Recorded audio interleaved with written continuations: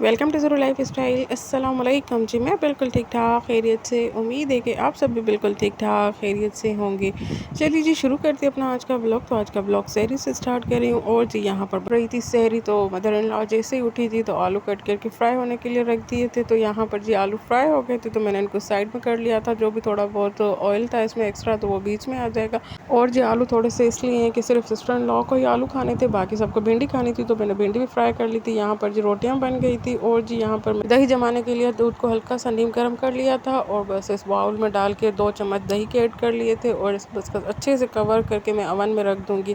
जब मैं सुबह को 10-11 बजे उठूँगी और देखूँगी तो बहुत ही कोई अच्छी सी दही जम जाएगी। पहले तो हर कोई मिट्टी के बर्तनों में ही दही जमाता था, और ऊपर से चावलों के डब्बे में डाल देते थे वो बर्तन, तो बहुत ही अच्छी दही जम जाती थी। बट आजकल मिट्टी के बर्तन इतने ज़्यादा होते नहीं हैं, तो इससे प्लास्टिक के बाउल्स में बहुत अच्छी जम जाती है। तो बस मैं अवन में ही रख देती हूँ, क्योंकि अवन वैसे भी सारा बंद ही होता है, ऊपर से किचन में भी थोड़ी बहुत गर्मी होती है, तो अच्छी खासी जम जाती है मेरी दही। और बस जी यहाँ पर मैंने दही बनने के लिए रख दिया था। उसके बाद सहरी की नमाज़ पढ़ी और सो गई। और जब उठी तो बच्चों को भूख लगी हुई थी, तो उन्होंने कहा कि हमें सैंडविचेस खाने हैं। तो बस मैंने जल्दी से आलू के कबाब निकाले और फ्राई किए। यहाँ पर जी सैंडविच बनने के लिए रख दिए थे। और उठते ही बच्चों को मैंने पहले फ्रेश करवा दिया था, क्योंकि जी मेरे बच्चों को उठते ही भूख बिल्कुल भी नहीं होती। थोड़ी देर गुजर जाती है, आधा पौना घंटा, उसके बाद इनको भूख लगती है। और इतनी शदीद किस्म की कोई भूख लग जाती है कि 1 मिनट भी इनसे सब्र नहीं होता। तो बस मैंने सोचा कि इसी टाइम में इनको फ्रेश करवा देती हूँ, थोड़ा सा टाइम भी बच जाएगा, तो जब तक इनको भूख भी लग जाएगी। तो बस ऐसे ही हो गया था। जब ये फ्रेश होके आ गई थी तो इनको भूख भी लग गई थी।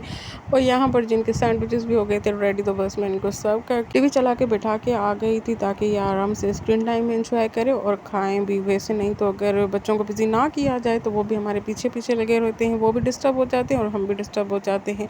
तो बस मैंने इनको दिया और टीवी लगा के बिठा दिया था सुकून से। उसके बाद मैंने अपने काम स्टार्ट कर दिया था। मेड आ गई थी, तो बस उसके पीछे पीछे लगना पड़ता है कि ये करो वो करो, सफाइयाँ, हर चीज़ को खुद ही देखना पड़ता है। वो तो बस टेस्ट करके देती हैं, ऊपर ऊपर से हर चीज़ खुद को ही देखनी पड़ती है। और जी यहाँ पर बच्चों के कपड़े भी काफ़ी जमा हो गए थे, तो मैंने कहा चलो आज वॉश कर लो कपड़े भी। तो यहाँ पर सारे ये कपड़े अलग अलग कर रही थी। पहले मैं शर्ट्स को अलग करवाती हूँ, ट्राउज़र को अलग करवाती हूँ, और सारे कपड़े सीधे करवाती हूँ, ताकि पता चले कि किस पे कौन सा स्टैंड लगा हुआ है और वॉश करने में ईजी रह जाए। तो यहाँ पर मैं सिर्फ बातें भी कर रही थी, गपशप। इसके इतने कोई किस्से होते हैं जिसकी कोई हद भी नहीं होती। मेरे पास भी किस्से होते, बट इनके पास तो बहुत ही ज़्यादा होते, तो अच्छा सा टाइम स्पेंड हो जाता है हमारा। तो बस मैं उसके साथ ही खड़ी थी, तो अचानक से डोर पे बेल हुई, तो देखा कि पार्सल आया हुआ था सिस्टर इन लॉ का। तो यहाँ पर मैं इसमें रिसीव करके आ गई थी, और ये यहाँ पर सिस्टर इन लॉ खोल के चेक कर रही थी कि सही आया है जो मैंने ऑर्डर किया था। तो मुझे भी एक्साइटमेंट हो रही थी, पता नहीं क्यों हो जाती है कि कोई भी पार्सल आता है कि देखें एग्जैक्ट वही चीज़ आई है या थोड़ी चेंज हो गई है। तो यहाँ पर जी खैर से सेम चीज़ आ गई थी, जो प्रोडक्ट ऑर्डर किया था वही रिसीव हुआ था। और इस पैलेट के बारे में आपको पहले भी मैंने काफ़ी दफ़ा बताया हुआ है। एक तो बजट फ्रेंडली होती है, दूसरा ट्रैवल फ्रेंडली होती है, तो बहुत ही कोई अच्छी रहती है। अगर आपके पास ये होगी तो कहीं भी आने जाने में आपको टेंशन नहीं होगा। कंप्लीट मेकअप आपको इसमें मिल जाएगा।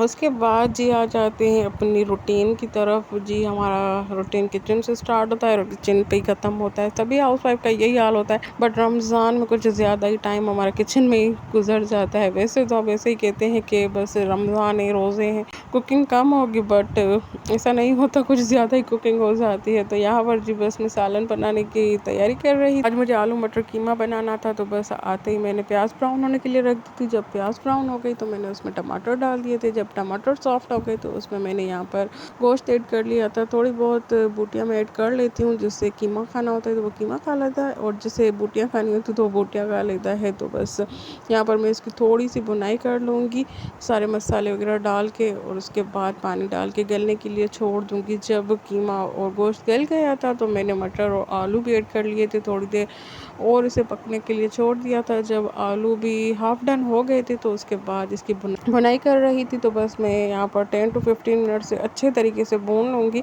ताकि सारे मसाले वगैरह मिक्सअप हो जाए और इसका ऑयल जो है ऊपर से आना स्टार्ट हो जाएगा। तो उसके बाद फिर इसमें ग्रेवी के लिए पानी डाल दूँगी।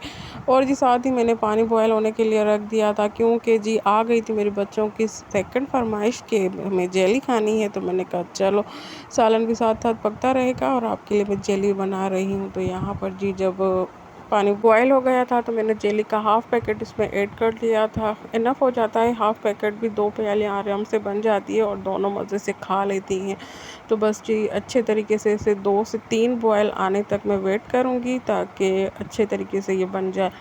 उसके बाद जी यहाँ पर बस मैं इनमें डाल के और ठंडा होने के लिए छोड़ दूँगी। जब ये रूम टेम्परेचर पे आ जाएंगे तो उठा के फ्रीज़र में रख दूँगी। 15 टू 20 मिनट्स में अच्छी सी जेली बनकर रेडी हो जाएगी। और ये जो 15 टू 20 मिनट से बच्चों को वेट करवाना इतना कोई मुश्किल हो जाता है। 15 मिनट्स में 15 दफ़ा ये पूछ चुके होते हैं कि बन गई बन गई बन गई, रेडी हो गई। तो मैंने कहा चलो अब निकालते हैं। तो जब निकाली तो माशाल्लाह बहुत ही कोई अच्छी बन गई थी। तो मैंने कहा चलो आओ मैं आप ही को खिला देती हूँ, क्योंकि जी ये जेली जब खाती हैं तो सारे के सारे कपड़े ख़राब हो जाते हैं और इसके स्टैंड्स इतने कोई पक्के होते हैं कि जाते ही नहीं हैं और सारे कपड़े इतने बुरे लगते हैं। तो मैंने कहा चलो बैठो, मैंने दोनों को खुद ही खिला लेती हूँ। बस जी बच्चों से फ्री होकर मैं किचन में आ गई थी। तो यहाँ पर मेरा सालन भी हो गया था रेडी और साथ में जी इफ्तार का टाइम भी होने वाला था। तो यहाँ पर जी मैंने बेसन वेसन तो ऑलरेडी घोल के रख दिया था फ्रिज में, तो अभी निकाल दिया था। यहाँ पर जी था पकौड़ों का बेसन, साथ में जी था बड़ों का बेसन। और जी आते ही मैंने रोल फ्राई कर लिए थे और इतनी देर में गैस बिल्कुल ही बंद हो गई थी। तो ये अजीब से रोले स्टार्ट हो गए हैं कि सहरी के टाइम में बंद करनी होती है और इफ्तार के टाइम में इनको बंद करनी होती है। लगता ही नहीं है कि हम पाकिस्तान में रह रहे हैं, एक मुस्लिम मुल्क में रह रहे हैं। इन्हीं टाइमों पे बंद कर लेते हैं, कोई भी एहसास इनको नहीं होता। वैसे भी सारा दिन ही बंद होती है, अगर इस टाइम पर दे देंगे तो कुछ भी इनका नहीं जाएगा, बट नहीं, इनको इसी टाइम पे बंद करना होता है। तो मैं सोचती हूँ हमारे पास तो कुछ ना कुछ अल्टरनेटिव हैं। जिसके पास कुछ भी नहीं होगा वो बेचारे क्या कर रहे होंगे, बहुत ही ज़्यादा परेशान होते आते होंगे। बस ये अल्लाह पाक रहम करे हमारे मुल्क पे और हमारे हुक्मरानों के दिल में एहसास पैदा करे ताकि वो अपने आवाम पे थोड़ा बहुत रहम कर सकें और ये जो इतनी सारी मुश्किलात हैं इनसे हमें छुटकारा मिल सके, आमीन। यहाँ पर जी मेरे पकोड़े भी फ्राई हो रहे थे। इस गैस पे मज़ा भी नहीं आता इतना जितना कि नॉर्मल गैस पे आता है। तो बस जी मजबूरी है, करना पड़ता है। तो बस यहाँ पर थोड़ी देर लगती है। मैं पकौड़े फ्राई कर रही थी और यहाँ पर ये पीछे मैडम दोनों अपनी दादू की हेल्प करवा रही थी शरबत बनाने में। इनको कोई इतना मज़ा आता है आजकल की शरबत हम बनाएंगे, हालांकि बनाना नहीं आता, गिरा देती हैं, फिर भी बनाना होता है। बस जी मेरा आज का व्लॉग भी यहीं तक था। होप कि आपको पसंद आया। अगर पसंद आया हो तो प्लीज़ लाइक कर दीजिएगा। कोई भी चीज़ अच्छी लग गई हो वीडियो में तो अपनी फ्रेंड और फैमिली के साथ शेयर करना ना भूलिएगा। चैनल पे न्यू है तो सबसे पहले चैनल को सब्सक्राइब कर दीजिए ताकि आगे और अच्छे अच्छे व्लॉग्स आपको देखने को मिले। अल्लाह।